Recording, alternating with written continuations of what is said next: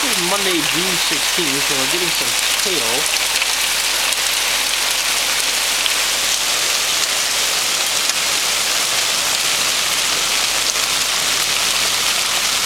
Pretty good size, actually. Had some lights falling from the sky earlier in the day, but this is a little bit more consistent.